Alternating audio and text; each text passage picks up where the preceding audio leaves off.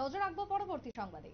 প্রাথমিক শৈশব এবং তার সাথে শিক্ষা এই বিষয়ে আজকে 3 দিনের একটি কর্মশালার উদ্বোধন করা হলো। বিশেষ করে জেলাভিত্তিক কর্মশালা খোয়াইতে আয়োজন করা হলো। সকাল 11টা থেকে আজকের এই কর্মশালার উদ্বোধন করা হয়, যেখানে প্রাথমিকভাবে যে শিক্ষাদানের প্রয়োজন রয়েছে সেখান থেকে তার পাশাপাশি তাদেরকে বড় করে তোলা জেলা শিক্ষা দপ্তরের উদ্যোগে তেলিয়ামুড়ার বিদ্যালয় পরিদর্শকের সহযোগিতায় আজকের এই ওয়ার্কশপের উদ্বোধন করা হলো এবং আগামী 3 দিন ধরে চলবে এই ওয়ার্কশপ বা কর্মশালা। 3 দিনের প্রশিক্ষণ শিবির প্রসঙ্গে কি বক্তব্য উঠে এসেছে তেলিয়ামুড়া থেকে শুনুন।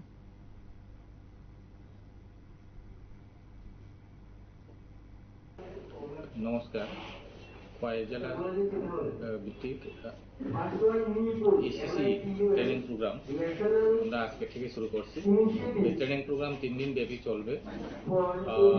এখানে 100 জন টিচারকে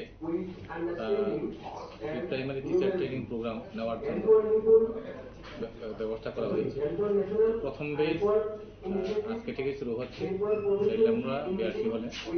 তো 50 জনের মধ্যে 49 জন আজকে উপস্থিত হয়েছে আমাদের সম্মানিত শিক্ষক শিক্ষার্থীরা।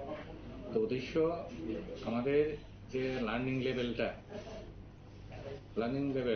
Early childhood care and education একদম প্রি প্রাইমারি থেকে মজবুত করার জন্যই এডুকেশন ডিপার্টমেন্ট এই ব্যবস্থাটা করা হয়েছে।